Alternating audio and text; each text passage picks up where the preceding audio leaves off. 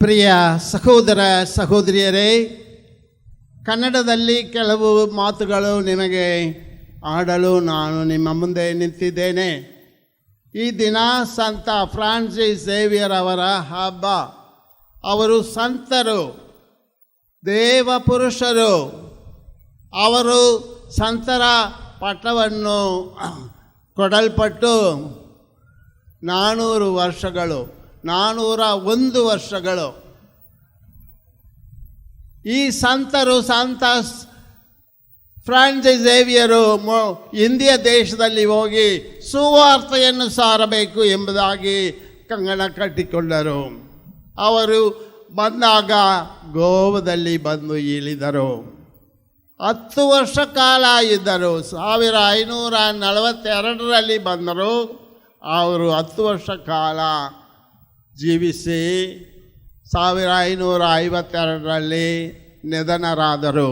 ಈ 10 ವರ್ಷ ಕಾಲದಲ್ಲಿ ಅವರು ಲಕ್ಷಾಂತರ ಜನಗಳನ್ನು ಯೇಸು ಕಡೆ ತಿರುಗಿಸಿಕೊಂಡರು, ಜ್ಞಾನ ಕೊಟ್ಟರು.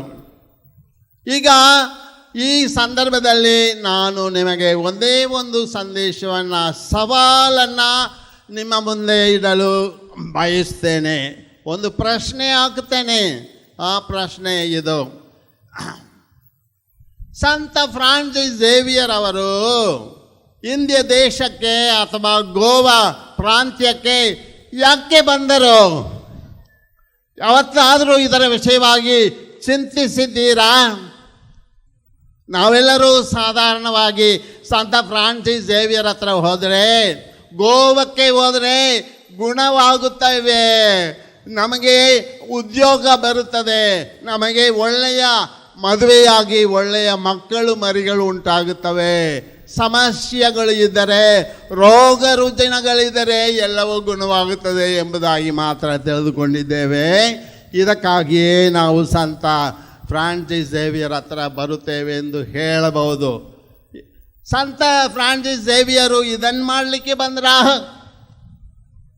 ನಿಮಗೆ ರೋಗ ಗುಣಪಡಿಸಲಿಕ್ಕೆ ಬಂದರ? ಸಮಾಜದಲ್ಲಿ ನಿಮಗೆ ಒಳ್ಳೆಯ ಸ್ಥಾನ ಕೊಡಿಸುವುದಕ್ಕಾಗಿ ಬಂದರ? ನಿಮ್ಮ ಆರ್ಥಿಕ ಸ್ಥಿತಿಗತಿಗಳನ್ನು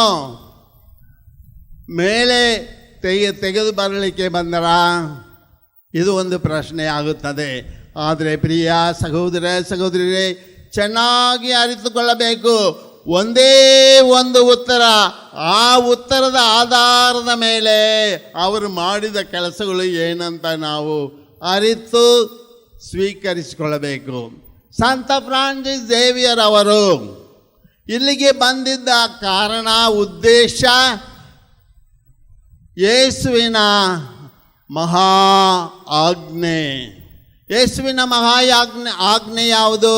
ಹೋಗಿರಿ, ಸರ್ವಜಾತಿ ಜನಾಂಗಗಳಿಗೆ ಸುವಾರ್ತೆಯನ್ನು ಸಾರಿರಿ ಎಂಬುದಾಗಿ ಇರುವುದೇ ಮಹಾಜ್ಞೆ. ಅದು ಒಂದೇ ಅವರು ಕೊಟ್ಟಿರ್ತಕ್ಕಂಥ, ಧರ್ಮಸಭೆಗೆ ಕೊಟ್ಟಿರತಕ್ಕಂಥ ಸೇವೆ. ಧರ್ಮಸಭೆಯ ವಿಷಯವಾಗಿ ಒಂದು ಮಾತು ಆಡುತ್ತೇನೆ. Why does the church exist? What is the purpose of the church existing? ಅಂದರೆ ಧರ್ಮಸಭೆ ಯಾಕೆ ಇರುತ್ತದೆ? ಧರ್ಮಸಭೆ ಯಾಕೆ ಉಂಟಾಗಿ ಬಂದಿರುತ್ತದೆ ವ್ಯಾಪಕವಾಗಿ ಪ್ರಪಂಚ ಪೂರ? The church exists to evangelize. ಧರ್ಮಸಭೆ ಇರುವುದು ಸುವಾರ್ತೆಯನ್ನು ಸಾರುವುದಕ್ಕೋಸ್ಕರವೇ. ಅದೊಂದೇ ಧರ್ಮಸಭೆಯ ಕೆಲಸವಾಗಿದೆ. ಸಂತ ಫ್ರಾನ್ಸಿಸ್ ಝೇವಿಯರ್ ಅದಕ್ಕಾಗಿಯೇ ಬಂದರು, ಬೇರೆ ಯಾವುದಕ್ಕೂ ಬಂದಿಲ್ಲ. ಅವರು ಸುವಾರ್ತೆಯನ್ನು ಸಾರಿದರು, ಸಮಾಜದಲ್ಲಿ ಬದಲಾವಣೆಗಳು ಬಂದವು. ಸಂತ ಫ್ರಾನ್ಸಿಸ್ ಝೇವಿಯರು ಸುವಾರ್ತೆಯನ್ನು ಸಾರಿದರು, ಅಲ್ಲಿ ರೋಗಿಗಳು ಗುಣ ಹೊಂದಿದರು, ಅದ್ಭುತಗಳು ನಡೆದವು. ಅವರು ಬಂದರು, ಅವರು ಸಮಾಜ ಸೇವೆ ಮಾಡಿದರು. ಹೇಗೆ? ಸರ್ವಸಾಧಾರಣ ಬಡ ಜನರ ಗುಂಪಿನಲ್ಲಿ, ಗ್ರಾಮಗಳಲ್ಲಿ ವಾಸಿಸಿದರು. ಅವರುಗಳ ಚಿಕ್ಕ ಚಿಕ್ಕ ಮನೆಗಳಲ್ಲಿ ತಂಗಿದ್ದು ಜೀವಿಸಿದರು.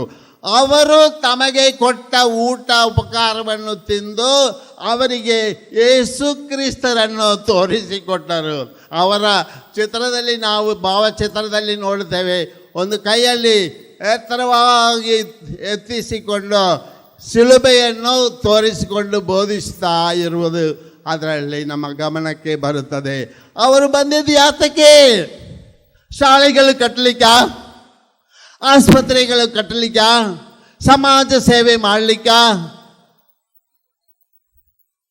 ಇವೆಲ್ಲವೂ ಸುವಾರ್ಥ ಪ್ರಸಾರದಲ್ಲಿ ಅಡಗಿರತಕ್ಕಂಥ ರಹಸ್ಯಗಳು. ಸುವಾರ್ತೆ ಅಂದರೆ ಏನು? ಸುವಾರ್ತೆ ಅಂದರೆ ಶುಭ ಸಮಾಚಾರ. ಸುವಾರ್ತೆ ಅಂದರೆ ರಕ್ಷಣ್ಯ ಬಲವು.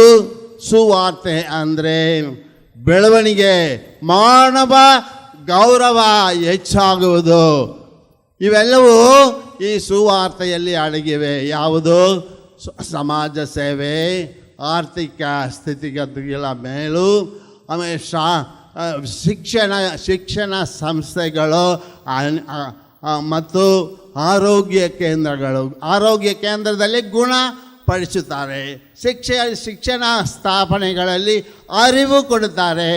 ಮತ್ತು ಸಮಾಜದಲ್ಲಿ ಸಮಾಜ ಸೇವೆ ಮಾಡುವಾಗ ಜನರಿಗೆ ಒಳ್ಳೆಯ ಆಲೋಚನೆಗಳನ್ನು ಮೂಡಿಸಿ ಐಕ್ಯವಾಗಿರಬೇಕು.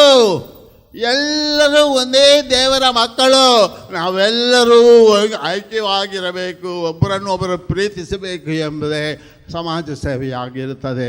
ರಾಜಕೀಯವಾಗಿ ಮಾತನಾಡಬೇಕಾದ್ರೆ ನಾವೆಲ್ಲರೂ ನೀತಿವಂತರಾಗಿರಬೇಕು.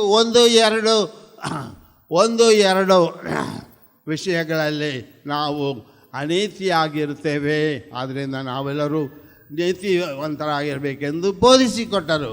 ಆದ್ದರಿಂದ ಪ್ರಿಯ ಸಹೋದರ ಸಹೋದರಿಯರೇ, ನಾವು ನಮ್ಮ ಪ್ರಾಂತ್ಯಗಳಲ್ಲಿ ಸುವಾರ್ತೆಯನ್ನು ಪ್ರಸಾರ ಮಾಡುವುದಕ್ಕೆ ಕಲಿತುಕೊಳ್ಬೇಕು.